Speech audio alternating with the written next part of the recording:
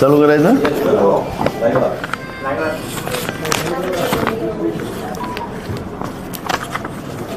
आज महाराष्ट्रभर मुंबईसहित राज्याच्या आणि केंद्राच्या सरकारच्या विरोधात चिखलफेक आंदोलन काँग्रेसच्या वतीनं सुरू आहे. भाजपचं परवाच्या दिवशीचं जे चिखलफेक आंदोलन होतं ते नाना पटोलेला पर्यायानं काँग्रेसला बदनाम करणारं होतं. आपल्याला सोशल मीडियावर भाजपच्या अनेक नेत्यांचे पाय धुतानी या काळामध्ये फोटो पण व्हायरल झालेले. मी त्या नेत्यांची नावं घ्यायचं मला काही कारण नाही. मी वारीच्या कार्यक्रमात होतो. संत गजानन महाराजांच्या वारी वाडेगावमध्ये होती आणि मी त्या दर्शनाला गेलो. ते व्हिडिओ पण दाखवल्या जात होता की माझे पाय चिखलाने भरत होते. मी वारीला जात असताना दर्शनाला जात असताना आपण पाहिलात. मी लोकांबरोबर पैदल गेलो. पोलिसांनी सांगितलं की तुम्ही गाडीनं जा. मी सांगितलं की लोक चाललेत, मी पण लोकांच्या बरोबर पैदल जाईल. आणि घटना झाली आणि एक प्रकारचं महाराष्ट्रामध्ये फार मोठा भूचाल आला असं बीजेपीला वाटलं. मी कोणाचा तरी अपमान केला. आखरी ज्या व्यक्तीने पाय धुतले त्यांनी म्हणले अजून मी 100दा धुईल. मला कोणाच्याकडून पाय धुवून घ्यायचं नाही, मला ते सवय पण नाही. कारण मी चिखलातलाच माणूस आहे, मी ओरिजिनल शेतकरी आहे. आणि शेतकऱ्याचा अपमान भाजप हे जाणून बुजून करताना आपण नेहमी पाहिलेला आहे. शेतकरी हा भाजपसाठी नेहमी टार्गेट राहिलेला आहे. MSP आत्ता प्रधानमंत्र्यांनी परवा जाहीर केली. एकीकडे महागाई जी वाढलेली आहे, डिझेल असेल, खतं असेल, औषधं असेल, बियाणं असेल, त्या हिशोबाने MSP कुठं 50 रुपये, कुठं 100 रुपये, कुठं 10 रुपये, कुठं 5 रुपये. माझा सवाल आहे नरेंद्र मोदीजींना की तुम्ही जे MSP वाढवली ज्या महागाईप्रमाणे शेतकऱ्यांना 1 रुपया शेतकऱ्यांनी खर्च केला तर त्याला 1 रुपया वाचेल काय, याचं उत्तर नरेंद्र मोदीजींनी आणि भाजपने दिला पाहिजे. 1 रुपये शेतकऱ्यांनी खर्च केला तर त्याला 4 पण मिळतील की नाही मिळतील असा संशय आता आहे. मी सातत्यानं आम्ही सांगतो, आरोप असं तुम्ही सातत्यानं दाखवता, आम्ही आरोप नाही करत. ही वस्तुस्थिती आहे की शेतकरी विरोधी भाजप आहे. महाराष्ट्रामध्ये दुष्काळ परिस्थिती असताना दुष्काळ सदृश्य परिस्थिती दाखवली आणि सदृश्य परिस्थितीमध्ये शेतकऱ्यांना आत्महत्या करायला लावलं. शेतकऱ्यांना मदत केली गेली नाही. पिकाचं पूर्ण नायनाट झाला. मराठवाड्यामध्ये बागाच्या बागा उद्ध्वस्त झाल्यात. सरकार विदेशात आणि इथं लोकांना पिण्याचं पाणी नाही आणि बागा उद्ध्वस्त असताना आपण पाहिलेले आहे. काँग्रेस पक्षाने ते शेतकऱ्यांच्या डोळ्यातला अश्रू पुसण्यासाठी त्यांच्या बांधावर जाऊन त्यांना समजावून सांगितलं की आम्ही तुमची लढाई लढू आणि तुम्हाला न्याय मिळवून. छत्रपती शिवाजी महाराजांच्या नावाने कर्जमाफीची योजना 2016मध्ये फडणवीसाच्या सरकारने काढली. छत्रपती शिवाजी महाराजांचं नाव योजनेला दिलं ते आम्हाला बरं वाटलं. पण 2016 ते 2019 या काळातही ती कर्जमाफी फडणवीस करू शकले नाही.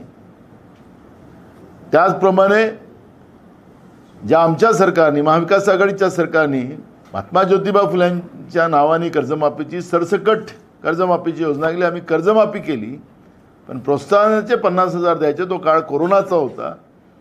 राज्याच्या तिजोरीत चणचण असताना आम्ही सांगितले की आम्ही पुढच्या बजेटमध्ये प्रोविजन करून आम्ही देतो.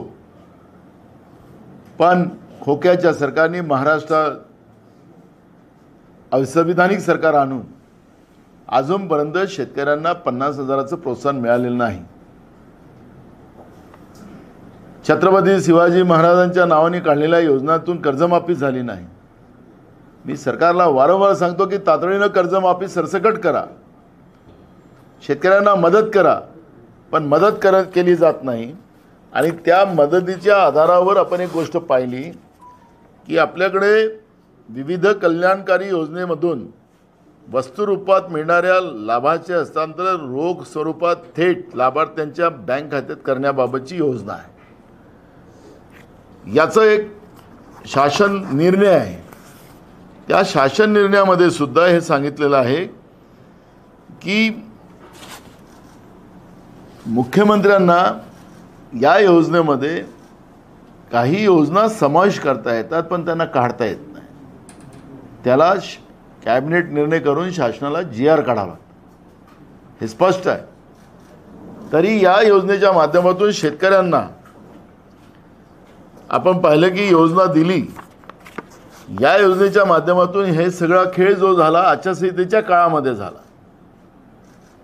तत्कालीन कृषी आयुक्त यांनी सांगितलं की मुख्यमंत्र्यांच्या आदेशाने जेव्हा मंत्रालयातून नोट गेली खाली त्यावेळेस त्यांनी सांगितलं की मुख्यमंत्र्यांच्या आदेशानं नाही होऊ शकत, शासनाच्या धोरणाच्या आधारे होऊ शकतं आणि शासनाचं धोरण तुम्ही तयार करा आणि त्या पद्धतीने आम्ही अंमलबजावणी करतो. त्या आयुक्ताची तातडीनं बदली करून घेतली. आता आयुक्ताची बदली करत असताना याच्यामध्ये आपण पाहिलं की ज्या काही योजना आपण शेतकऱ्यांना द्यायला निघालो होतो त्या योजनांमध्ये स्प्रे पंप असेल, तुमचं बियाणं असेल, कीटकनाशकं असतील, खतं असतील, याच्या किमती आपण पाहिल्यात. कारण की ह्या सगळ्या 100% सुट्टीवर आहेत आणि या 100% सुट्टीवर असताना यांचं विदाऊट टेंडर स्प्रे पंप जो बाजारात 27 रुपयाला मिळतो तो यांनी 4,500 रुपयाला घेतला. युरिया असेल, कीटकनाशकं असतील, बियाणं असतील, त्याच्या किमती इतक्या वाढवल्यात की सरकारनं या सगळ्या गोष्टीचं, कारण की हे सगळे माहितीच्या अधिकारात पेपर आहे, मी विधानसभेत ह्या सगळ्या गोष्टी मांडणार आहे. ही योजना जवळपास राज्याच्या जवळपास 11,34,169 शेतकऱ्यांना पर्यंत पोचली असती, पण या योजनेला फक्त मुठभर लोकांपर्यंत, मुठभर शेतकऱ्यांपर्यंत ही योजना, कारण की पैसे खाल्ले गेलेत मधल्या काळात भ्रष्टाचाराच्या माध्यमातून या सरकारने सर्रास हे पैसे खाल्लेले आहेत. आणि म्हणून याच्यामध्ये हे कसं शेतकरी विरोधी सरकार आहे याचं एक उत्तम उदाहरण मी तुम्हाला या ठिकाणी दिलेलं आहे. शेतकऱ्यांच्या नावानं योजना बनवायच्या आणि शेतकऱ्यांच्या टाळूवरचं लोणी खायचं, ही जी प्रथा या भाजप-प्रणीत सरकारने महाराष्ट्राच्या केलेली आहे, त्याच्यातला हा खरा चिखल यांच्या तोंडावर फासण्यासारखं या सरकारचे आहे. त्याचप्रमाणे राज्यातला कायदा सुव्यवस्थेचा आपण पाहिला. मी आत्ताच फडणवीसांचं स्टेटमेंट ऐकत होतो की जिथं जिथं पाऊस पडेल तिथं तिथं पोलीस भरती रद्द करू. अरे पावसाचा काळ सुरू झाला आता. देवेंद्र फडणवीस साहेब, तुम्ही राज्याचे मुख्यमंत्री राहिलेत, आता राज्याचे उपमुख्यमंत्री आहात. तुम्ही ज्या पद्धतीनं वारंवार या तरुणांची फसगत करताय, त्यांच्या जखमेवर मीठ सोडतात, याचं थोडंसं तरी ठेवा. आज हे मुलं मुली आपल्या जिल्ह्याच्या ठिकाणी पोलीस भरतीसाठी आलेले आहेत. काल मी तुमच्याशी फोनवर बोललो, राज्याच्या मुख्य सचिवाशी बोललो की आपण त्यांच्या राहायची खायची व्यवस्था करा. पावसात तुम्ही भरती का केली याचाही प्रश्नाचं उत्तर तुम्हाला द्यावं लागेल. म्हणजे आता जिथे जिथं पाऊस पडेल तिथं रद्द करणार. पावसामध्ये भरती का केली, पहिले का नाही गेली, याचा अर्थ तुम्हाला भरती करायचीच नाही आहे. राज्यामध्ये असंख्य पदं, हे 17,000 पदं आहेत आता पोलीस भरतीची राज्य सरकारने काढलेले. 17 लाखाच्या वर या भरतीमध्ये मुलं मुली समाविष्ट आहेत. 17,000 पदासाठी. हेच उपमुख्यमंत्र्यांनी देवेंद्र फडणवीसांनी मधल्या काळात सांगितलं की राज्यामध्ये फॉरेन इन्व्हेस्टमेंट मोठ्या प्रमाणात झालेलं आहे, असं उपमुख्यमंत्र्यांनी मधल्या काळात सांगितलं निवडणुकीच्या निकालाच्या पहिले. माझा सवाल असा आहे फडणवीस साहेब तुम्हाला पण, की तुम्ही खोटे आकडे का सांगता? निवडणुकीचे खोटे आकडे सांगितले, आता किती टक्क्यानं आम्ही हारलो त्याचे खोटे आकडे सांगता, तर तुम्ही सांगा. ते तुम्हाला तुमच्या कार्यकर्त्यांना ताकद देण्यासाठी तुम्ही बोलू शकता. पण राज्याचं सरकार म्हणून तुम्ही फॉरेन इन्व्हेस्टमेंट या ठिकाणी केलं, तर मग 17,000 पदासाठी 17 लाखाच्या वर पोलीस भरतीमध्ये मुलं मुली येणं, याचा अर्थ की राज्यामध्ये बेरोजगारांची संख्या जास्त आहे. याचा अर्थ म्हणजे साधं सांगतोय, MPSCच्या जागा भरायच्या काढल्या त्या लोकांनी, त्याच्यात पूर्ण पदं भरत नाही आहे. DYSPची, डेप्युटी कलेक्टरची पदं त्यांनी खाली ठेवलेली आहे. मी काल त्यांना पण ते सांगितलं, राज्याच्या मुख्य सचिवाला आम्ही सांगितलं की तातडीनं सगळ्या जागा भरण्याच्या बाबतचं तुम्ही MPSCला सांगा आणि त्या पद्धतीची पदं भरा. पण 2014 ते 2024 हा काळ पाहिला तर महाराष्ट्रामध्ये नगण्य पदं भरली गेलेली आहेत. महाराष्ट्रामध्ये खाजगीकरणाचा जो सपाटा या सरकारने सुरू केलेला आहे, कॉन्ट्रॅक्ट बेस, एखादा कॉन्ट्रॅक्टर पोसायचा. आरोग्य विभागामध्ये सुद्धा, इलेक्ट्रिक विभागामध्ये सुद्धा, जे जीवनावश्यक व्यवस्थेमध्ये सुद्धा यांनी कॉन्ट्रॅक्ट बेसवर चालू केलेला आहे. एक घोटाळा पुन्हा आता आपल्या पुढे येणारच आहे. ती जी 108 जी रुग्णवाहिका आहे त्याच्यात एक मोठा घोटाळा आपल्याला पुढच्या काळात येणारच. आपल्याला पाहिलं असेल की हे समृद्धी मार्ग, या समृद्धी मार्गावर मोठ्या प्रमाणात ॲक्सिडेंट झाले. त्याला ॲक्सिडेंट होऊ नये म्हणून काही उपाययोजना अधिकारी करतात.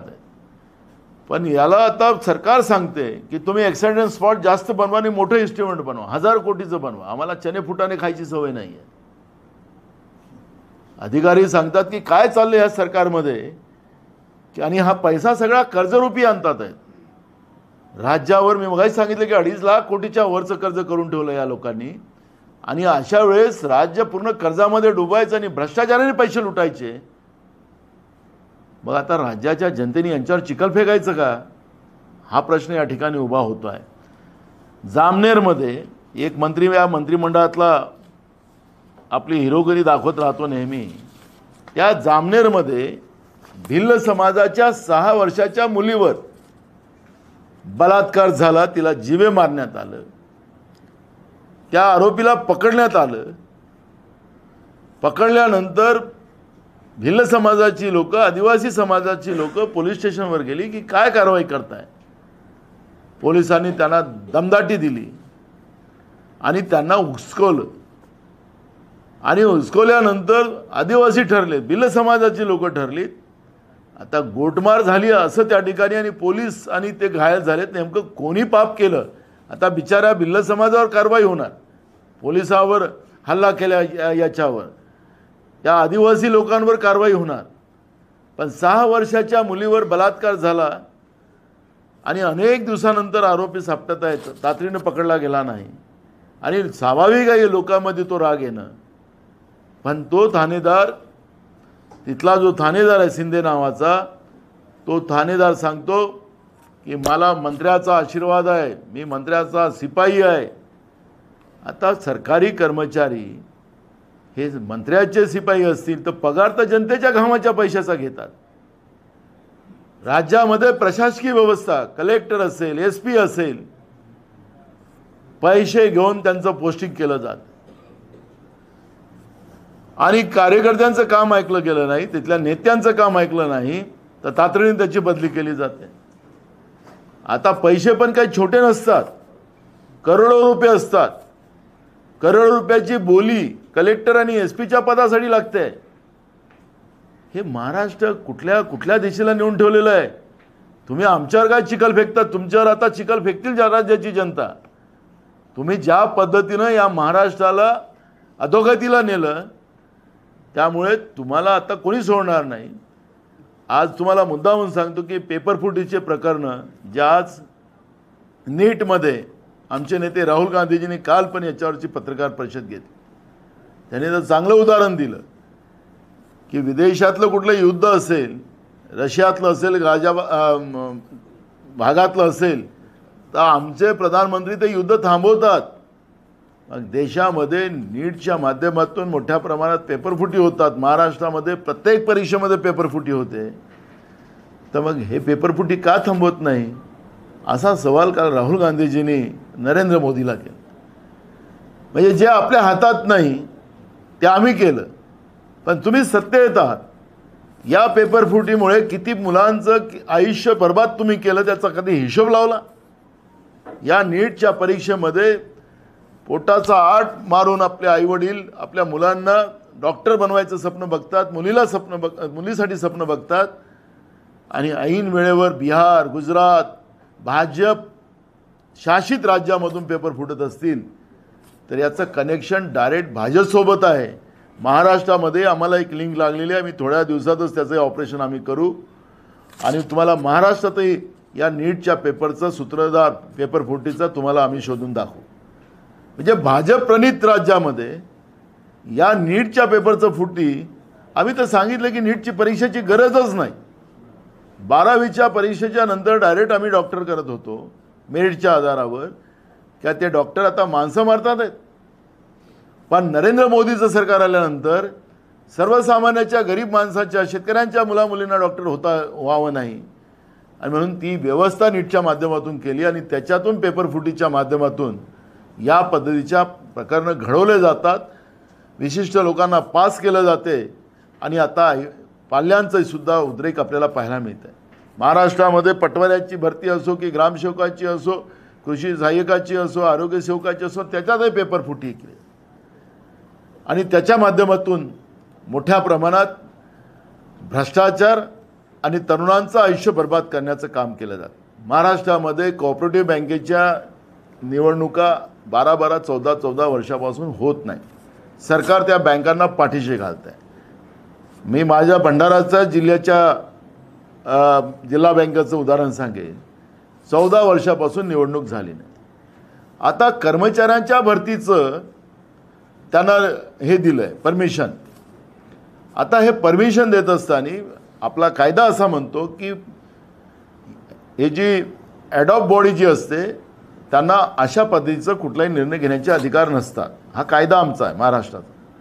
पण राज्याचं सरकार आमचे बगलबच्चे तिथं बसलेले आहेत, घ्या पैसे लुटा आणि तिथं भरती करा असं चाललेलं आहे. पण ज्या पेपर घेणाऱ्या ज्या संस्था आणि कंपन्या शोधून आणलेल्या आहेत त्या सगळ्याच्या सगळ्या बोगस आहेत. मी राज्याच्या सहकार मंत्री ऐकत असतील त्यांना सांगतो, मी त्यांना एकदा सूचना पण केली होती की तुम्ही या पापात पळसू नका, तुम्ही फार सज्जन माणूस आहात. दिलीप वळसे पाटील देशाचे गृहमंत्री होते, ते किती सज्जन होते आपण पाहिलं. विरोधी पक्षाच्या नेत्याला सांगत होते की तुम्ही मला सल्ला द्या, मी तुमच्याप्रमाणे वागतो. गृहमंत्री असताना ते त्यांचं भाषण आपल्याला सगळ्यांना आश्चर्याचा धक्का लागला होता. पण मी तुम्हाला सांगतो की अजूनही माझा सल्ला त्यांना आहे की ज्या कंपन्या तुम्ही पेपर घेण्यासाठी लावल्यात ते खऱ्या अर्थानं फुलप्रूफ आहेत का, तुम्ही का परवानगी दिली. असं महाराष्ट्रामध्ये अनेक जिल्हा मध्यवर्ती बँकेमध्ये, आणि म्हणून याही पद्धतीचं जे लूट तुम्ही तरुणांची आणि गरिबांची चालू केलेली आहे त्याबद्दलचाही आमचा उल्लेख आहे. परवा आपल्याला पालघर जिल्ह्यामधली घटना, तरुण पोरीला रस्त्यावर पाडल्यानंतर 16 घाव तिच्या मानेवर करत असताना उघड्या डोळ्यानं पूर्ण देश नाही जग पाहत होतं. पोलीस दुरून पाहत आहे. राज्यामध्ये कायदा सुव्यवस्था राहिला का? ती घटना आता ताजी आहे म्हणून अशा अनेक घटना आपल्याला सांगतात. ड्रग माफिया मोठ्या प्रमाणात वाढलेला आहे. गुजरातमधून मोठ्या प्रमाणात ड्रग महाराष्ट्रामध्ये येत आहे आणि या ड्रगच्या माध्यमातून तरुणांना व्यसनाधीन करण्याचं पाप जाणून बुजून राज्याचं भाजपप्रणित सरकार करते आहे. आज शाळेमध्ये शिकणाऱ्या मुलांना ड्रग मिळत आहे, कॉलेजमध्ये ड्रग मिळत आहे. मग पोलीस झोपलेला आहे की सरकार झोपलेलं आहे? याचं उत्तर सरकारला द्यावं लागेल. आम्ही जवळपास 15 मुद्दे घेऊन आम्ही प्रत्येक जिल्ह्यामध्ये आणि काही स्थानिक मुद्दे घेऊन आम्ही सगळ्या जिल्ह्यामध्ये, तालुक्यामध्ये काँग्रेसचं चिखलफेक, आमचं चिखलफेक जनतेच्या हक्काचं आहे, जनतेच्या अधिकाराचं आहे. जे सरकार नाना पटोलेवरच नाही तर महाराष्ट्राच्या जनतेवर ज्या पद्धतीनं चिखलात दाबण्याचा प्रयत्न महाराष्ट्राच्या जनतेला हे भाजपप्रणित महाराष्ट्रातलं सरकार करते आहे, त्या सरकारच्या विरोधात आज काँग्रेस पक्ष रस्त्यावर उतरलेला आहे. संपूर्ण महाराष्ट्रामध्ये आपण हे चित्र पाहतो. भ्रष्टाचाराचं एक प्रमाण मी आता तुम्हाला थोड्याच वेळ दाखवणार आहे. माझ्याबरोबर तुम्ही चला. अटल बिहारी वाजपेयी साहेब हे या देशाचे एक चांगले प्रधानमंत्री म्हणून त्यांचं लौकिक आहे. आजही त्यांना त्या दर्जेनं आम्ही काँग्रेसवाले असून सुद्धा तरी अटल बिहारी वाजपेयी साहेबांना मानणारे आहोत. अटलजीच्या नावाने एक सेतू यांनी निर्माण केला मुंबईमध्ये. हे सांगतात यांचा कॉन्ट्रॅक्टर आणि याचं कमिशनचं जे प्रमाण आहे आणि त्याच्यामुळे कामं अशी केली जातात, थूक पॉलिशनी केली जातात. गडकरी सांगतात की आम्ही सिमेंटचे रस्ते बांधतो, 80 वर्ष बांधावं लागणार म्हणून आम्ही सिमेंटचे रस्ते करतो. सिमेंटमध्ये काय कमिशन खाल्लं जातं त्याचं आपल्याला अनेक जिल्ह्यामध्ये उदाहरण पाहायला मिळणार. इव्हन नागपूरमध्ये जे रस्ते 2 वर्षाच्या पहिले झाले त्याला क्रॅक पडले, रस्ते चालायचे योग्य नाही, तिथं रिपेअर चालू आहे. आता तुम्ही अधिवेशनात आला होता त्यावेळेस पाहिलंच की नागपूर अलग खोदून ठेवलेलं होतं सिमेंटचे झालेले रस्ते. पण हा सेतू आहे, हा समुद्रामधून जातो आहे. आता या रस्त्यामध्ये आत्ता भेगा पडलेल्या आहेत, माती खसकायला लागली आहे आणि उद्या त्या ठिकाणी वाहतुकीतून जाताना सगळी लोक त्या समुद्रातच पडली, तर मग काय करणार हे लोक. म्हणून तुम्हाला आज या चिखलफेक कार्यक्रमाच्या माध्यमातून यांच्या भ्रष्टाचाराचं ताजं उदाहरण, लाईव्ह उदाहरण. तुम्ही म्हणू नका की आम्ही आरोप करतोय, तुमचं म्हणता की काँग्रेसचा आरोप आहे. आम्ही तुम्हाला लाईव्ह आता भ्रष्टाचार दाखवायला नेतोय की हे कसे वागतात आहे, कसं राज्याची तिजोरी लुटतात आहे, जनतेला कसं लुटतात आहे, जनतेला कसं कर्जामध्ये डुबवतात आहे.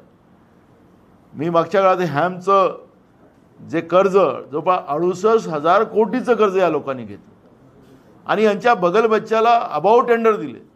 सगळे रस्ते सिमेंटचे होणार आहेत. यांचं एस्टिमेट करणारी जे प्रायव्हेट कंपन्या आहेत त्यांनी बिलकुल त्यांचंही चांगलं झालेलं आहे. कॉन्ट्रॅक्टरही यांचेच आहे. हजारो कोटीचा भ्रष्टाचार त्या ठिकाणी सर्रास केला जातो. मी आता पदवीधर मतदारसंघाच्या प्रचारामध्ये फिरतो आहे. ते बांधकाम मंत्री जे आहेत रवींद्र चव्हाण, त्यांचा तर इतिहास मी ऐकला इकडे आता लोकसभेच्या वेळेस की पैशाच्या थैल्याच्या थैल्या, बॅगाच्या बॅगा, पोतेच्या पोतेच घेऊन येतात. ते खानदानी गर्भश्रीमंत आहेत की मला माहिती नाही आहे, त्यांची माहिती घेतोच आहे आता आम्ही. एवढा पैसा आणला कुठून, म्हणजे माणसं विकत घेतात ते लोक, अशा पद्धतीची चर्चा आहे. म्हणून रवींद्र चव्हाण समजा टाटा बिर्लाच्या घरी जन्माला आले होते का, कुठून आला त्याचा शोध तर घ्यावा लागेल ना, एवढा पैसा आला कुठून.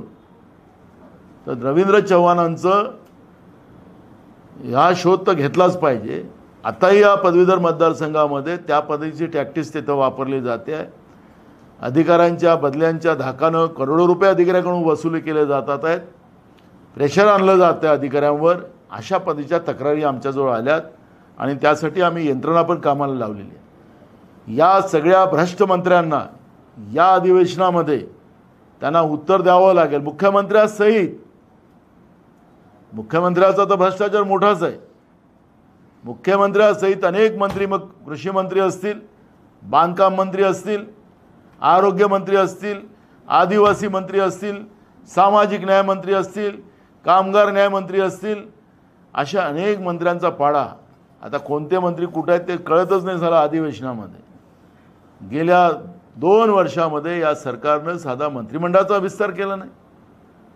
हे सांगायला तर असं वाटतं की काय लोकशाही चालली की नाही महाराष्ट्रामध्ये. सातत्यानं शाहू फुले आंबेडकरांच्या महाराष्ट्राचा अपमान करण्याचं काम, त्यांच्या विचाराला मट्टीपलीत करण्याचं काम, त्याच्यावर चिखल फेकण्याचं काम या भाजप-प्रणीत सरकारने केलेलं आहे.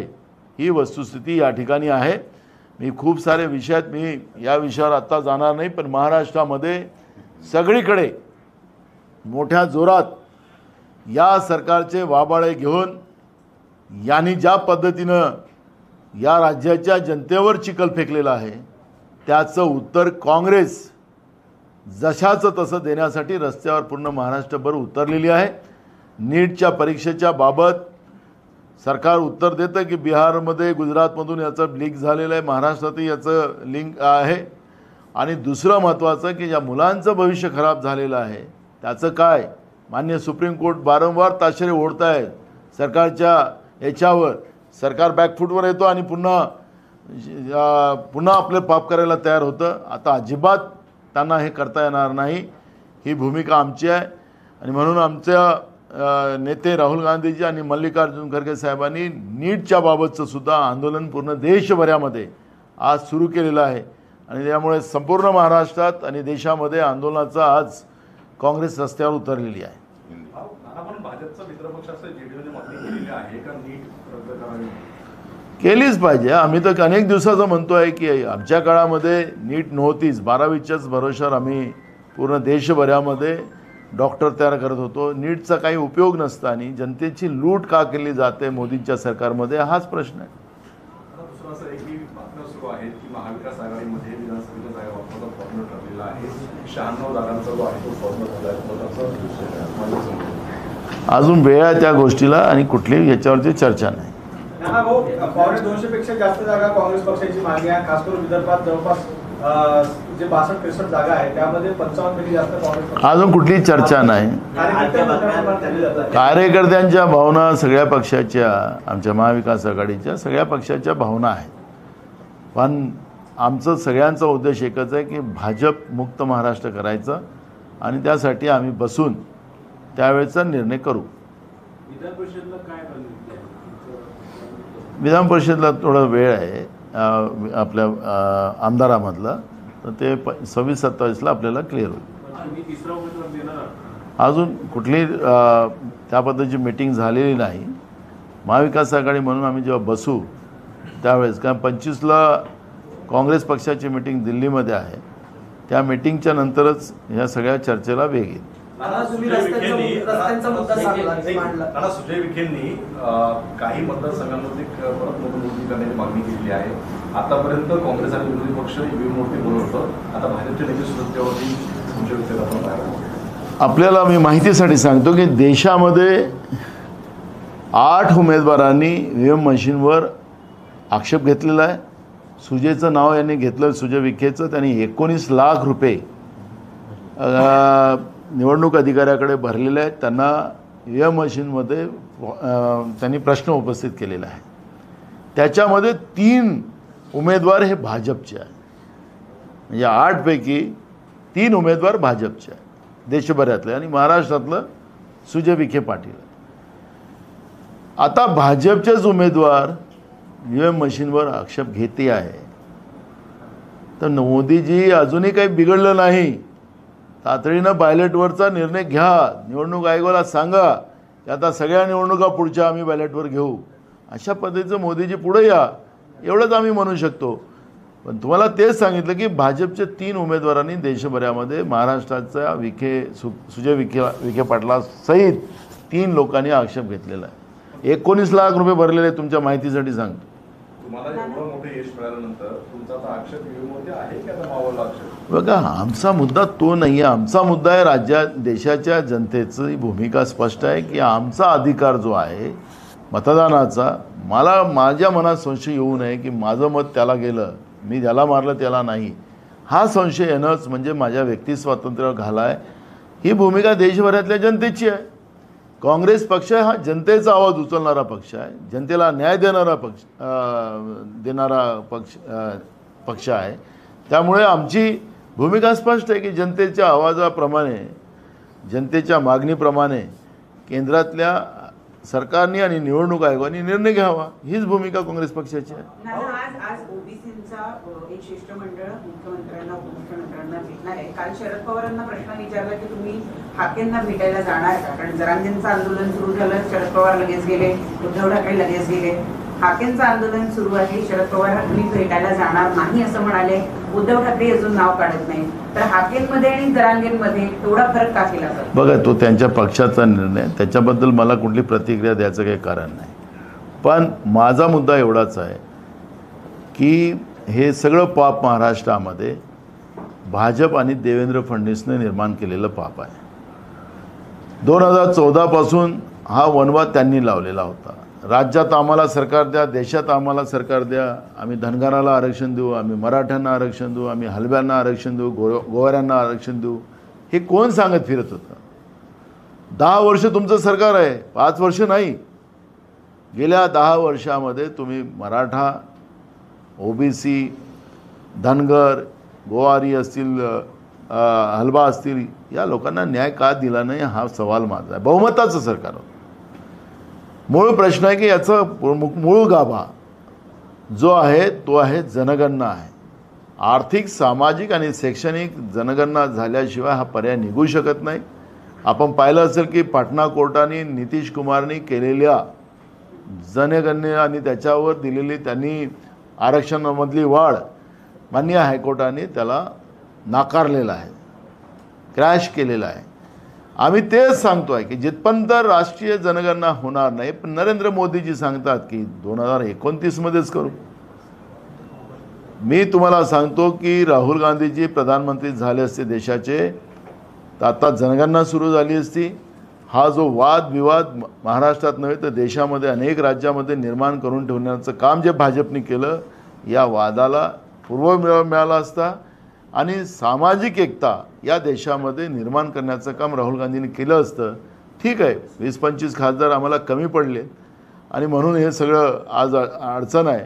पण ह्या सगळ्या याचं अगर खरं पाप कोणाचं असेल तर हे भाजप आणि देवेंद्र फडणवीसनी त्या केलेल्या वेळच्या भीमगर्जना त्या होत्या.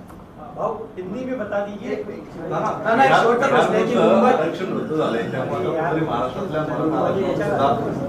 मी तुम्हाला आम्ही विधानसभेतही सांगितलेलं आहे की हे संविधानिक नाही. राज्य सरकारला आयोग या पद्धतीचा नेमण्याचे अधिकार नाही हे सुप्रीम कोर्टाने गायकवाड आयोगाच्या वेळेसच सांगितलेलं होतं. पण सरकार आता लोकांना दिशाभूल करण्याचं आणि मतं घेण्यासाठी जे काही पाप करते ते पुन्हा निदर्शनास आलेलं आहे.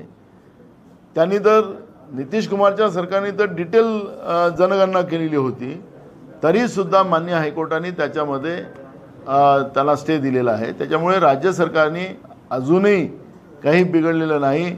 मोदींच्या मागं लागून मोदींना सांगा की आता तुम्ही सामाजिक आणि शैक्षणिक आर्थिक हे सर्वेक्षण करायला लावा, जनगणना करायला लावा, तिथूनच हा मार्ग निघेल. मुंबईसाठी 6,080 कोटीचं रस्ते कॉन्क्रिटीकरणाचं टेंडर काढण्यात आलं होतं.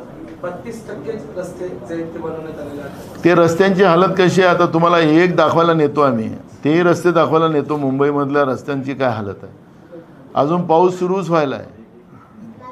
याला एक प्रश्न आहे की राज्यातले काही कंत्राटदार आहेत त्यांनी 27 तारखेला आंदोलनाचा इशारा दिला राज्यभरामध्ये, कारण त्यांचे 20,000 कोटी थकीत आहेत आणि बऱ्याच कंत्राटदारांची परिस्थिती बेकार आहे असं त्यांचं म्हणणं आहे. कंत्राटी कामगारांचे बेहाल आहेत आणि ह्या सगळं बांधकाम विभागाचं हा एक नवीनच मोठा बिझनेस आहे सरकारचा. कॉन्ट्रॅक्टरचे बिलं गेले 10-10, 15-15 वर्षापासून द्यायचे नाही. जो एकटा स्वतः भेटायला आला की त्याचं कसं चिरीमिरी घेऊन काढायचे ते एक व्यवस्था आहे. सरकारच्या तिजोरीत पैसे नाही, बँकेतलं कर्ज घेऊन मी मगाशी सांगितलं की ह्यामध्ये 68,000 कोटीचं कर्ज घेतलं जात आहे. त्याच्यात मोठं करप्शन आहे. नवीन टेंडर सरकार काढते आहे.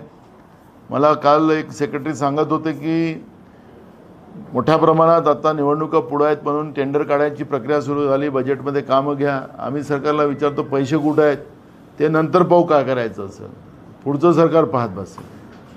हे या पद्धतीचं या सरकारचं जे पाप आहे त्याच्यामुळे राज्यातल्या जे बांधकाम कॉन्ट्रॅक्टर आहेत त्यांच्यामध्ये मोठी निराशा आहे.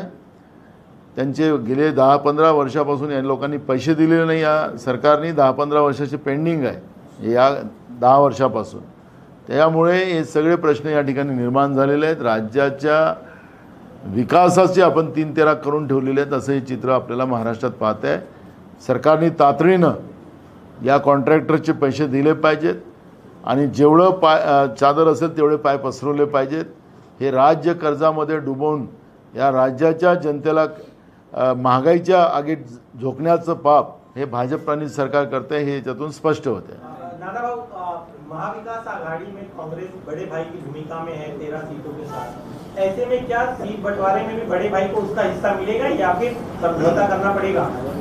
आप मीडिया के लोग बड़े भाई करके हम लोगों में झगड़े लड़ाते हो. तो मैं आपसे यही विनती करता हूँ कि हम बड़े भाई कभी नहीं रहे और ना रहेंगे। हमारी कांग्रेस की भूमिका हमेशा ये रही है कि हम सबको साथ लेके चलें, छोटा हो बड़ा हो सबको साथ लेके चलना, यही हमारा काम है।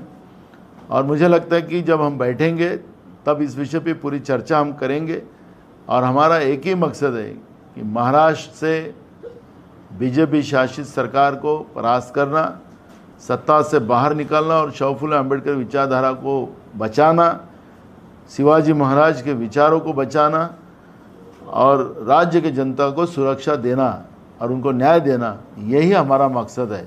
और इसलिए हमारी पूरी कोशिश है कि महाराष्ट्र की जो भ्रष्टाचारी और अधिपतन की तरफ जाने वाली सरकार को रोकना, यही हमारा मकसद है। आदित्य ठाकरे के खिलाफ वर्ली से महायुति उम्मीदवार उतारने की तैयारी कर रही है, कह रहे हैं कि इस बार डिपॉजिट नहीं बचेगा, महाविकास आघाड़ी के उम्मीदवार। देखो, इनको बहुत घमंड आया है, ये जो महायुति है उनको बहुत घमंड आया है। आने दो, इलेक्शन अभी पहले भी था, 45 बार क्या बोलते थे, धूप में, वो भी अप्रैल मई के धूप में भी जैकेट पहन के बोलते थे 45 पार। 400 पार तो वो बड़ी जैकेट बोलती थी, छोटी जैकेट है। तो अब इतना घमंड ये कर रहे हैं तो मैं क्या कर सकता हूँ, उसको तो मैं बोल नहीं सकता। लोकतांत्रिक व्यवस्था में जनता बड़ी होती है, जनता ही मालक होती है, ये समझने वाले हम कार्यकर्ता हैं और लोगों का आशीर्वाद यही सबसे बड़ा होता है। लेकिन इनका तो कुछ नहीं है, ये तो जैकेट पहन लिया क्यों, चालू। नाना, जामनगर में जो घटना घटी है उसको आप कैसे देखते हैं? जामनेर में जो घटना हुई है वो घटना इंसानियत को ख़त्म करने वाली घटना है। 6 साल के बच्चे पे जिस तरह से बलात्कार कर उसको मारा गया और वो जब मुलजिम पकड़ा गया तो उसके ऊपर कार्रवाई नहीं, उसको सपोर्ट करने का काम वहाँ के नेताओं ने और वहाँ के पुलिस ने जब किया तो आदिवासी भिल्ल समाज के लोग, क्योंकि वो लड़की आदिवासी भिल्ल समाज की थी, पुलिस स्टेशन पे गए तो पुलिस ने उनको धमकाया और वहाँ पर पथराव हुआ। अब पथराव एक्चुअली किसने किया, किसने शुरुआत की, ये बात अलग है, लेकिन आदिवासी भिल्ल समाज को वहाँ पे बदनाम किया जा रहा है, उनको ज़बरदस्ती फंसाया जा रहा है। अपने बच्ची के न्यायिक व्यवस्था के लिए लड़ने वाले आदिवासी को फंसाने का काम, भिल्ल समाज को फंसाने का काम महाराष्ट्र की बीजेपी की सरकार कर रही है, ये स्पष्ट हो रहा है। और हम खुद इस घटना की हमारे संगठन के माध्यम से भी जांच करेंगे और महाराष्ट्र के विधानसभा में ये सवाल हम खड़ा करेंगे। नीट घोटाले के मुद्दे को लेकर आज पूरे महाराष्ट्र में आप कीचड़ फेंको आंदोलन कर रहे, उस बारे में बताइए, कहाँ कैसे? नाना, उसी को जोड़ के एक सवाल, जेडीयू जो भाजपा का मित्र पक्ष, उन्होंने अभी परीक्षा रद्द करने की मांग की। महाराष्ट्र में जो कीचड़ फेंक आंदोलन जो शुरू है उसमें महाराष्ट्र के भ्रष्टाचार की, किसानों के विरोध वाली, किसान के नाम से भ्रष्टाचार, विकास के नाम से भ्रष्टाचार, बेरोजगारी बड़े पैमाने में और राज्य की कानून व्यवस्था और पेपर लीक होने की जो वारदातें बड़े पैमाने में महाराष्ट्र में भी घटी है। व्यापम घोटाले से भी बड़ा घोटाला महाराष्ट्र में हुआ है, लेकिन हमारे नेता राहुल गांधी जी ने नीट के परीक्षा के बारे में जो धांधली हुई, माननीय सुप्रीम कोर्ट ने भी जिसमें केंद्र सरकार को झाड़ा और जिस तरह से उन लोगों ने नई पीढ़ी को बर्बाद करने का काम केंद्र सरकार कर रही है, उसके बारे में कल राहुल जी ने बहुत ही स्पष्ट रूप से देश की जनता को विश्वास दिलाया कि कांग्रेस ये लड़ाई लड़ेंगी और देश के लोगों को न्याय देंगी। और इसलिए महाराष्ट्र में नीट का भी जो पेपर लीक जो हुआ है, उससे जो नुकसान हुआ है, उसके बारे में कांग्रेस पार्टी आंदोलन कर रही है। जैसे बिहार में, गुजरात में नीट के पेपर को लीक करने वाली यंत्रणा है, वैसी महाराष्ट्र में भी वो यंत्रणा है। हम लोगों ने उसकी भी जांच शुरू की है, 2-3 दिन में वो भी रैकेट सामने आएगा। पर मेरा ये कहना है कि जैसे आपने एक सवाल और किया कि नीतीश कुमार जी उन्होंने कहा कि नीट की एग्ज़ाम रद्द की जाए। कांग्रेस पार्टी का ये शुरुआत से ही बयान था, क्योंकि कांग्रेस के ज़माने में इतने साल की सत्ता में कभी भी नीट की एग्ज़ाम करवाई नहीं गई। 12 के आधार पर, MBBS के उसके परसेंटेज के आधार पर, उसके मेरिट के आधार पर मेडिकल के एडमिशन दी जाती थी। लेकिन मोदी जी की सरकार आने के बाद नीट की एग्ज़ाम शुरू हुई और उसमें गरीबों के बच्चों को, किसानों के बच्चों को, मीडियम क्लास के बच्चों को इस व्यवस्था के आधार पर डॉक्टर नहीं बनने देने की व्यवस्था, क्योंकि एग्ज़ाम नीट की जो है उसके लिए ट्यूशन्स और बड़ा खर्चा होता है। और ये जो प्लानिंग इन्होंने बनाया था और उसमें ये जो पेपर लीक कर कर कुछ लोगों को पास करने की जो इनकी नीयत थी वो अब जनता के सामने स्पष्ट हो चुकी है। और इसलिए पूरे देश में कांग्रेस पार्टी आज नीट के पेपर लीक के बारे में आंदोलन कर रही है। और नीतीश कुमार जी ने कहा कि पेपर नहीं होना चाहिए, नीट एग्ज़ाम नहीं होना चाहिए। कांग्रेस की भूमिका ये पहले से थी। नरेंद्र मोदी जी ने आज कुछ दिन के लिए प्रधानमंत्री है तो उन्हें नीट की एग्ज़ाम हम रद्द करते हैं ऐसे बोलना चाहिए। सर, एक जानकारी सामने आई है जिसके तहत स्विस बैंक में जो भारतीयों का जमा रकम है उसमें 70% गिरावट आई है। आप इसको कैसे देखते हैं? अभी मुझे लगता है कि स्विस बैंक बदनाम हो चुकी है। बार बार 2014 के पहले रामदेव बाबा थे, कई बाबा थे, अभी भी दाढ़ी वाले बाबा एक बैठे ही है देश में। ऐसे बाबाओं ने स्विस बैंक को बहुत बदनाम किया कि इतने कांग्रेसी के लोगों का स्विस बैंक में पैसा है, काला धन वहाँ पड़ा हुआ है। और ये स्विस बैंक बहुत फेमस हो गई हिंदुस्तान में। तो इसलिए अब ये बदनाम बैंक में कौन पैसा रखेगा, तो उसने दूसरे रास्ते निकाले होंगे।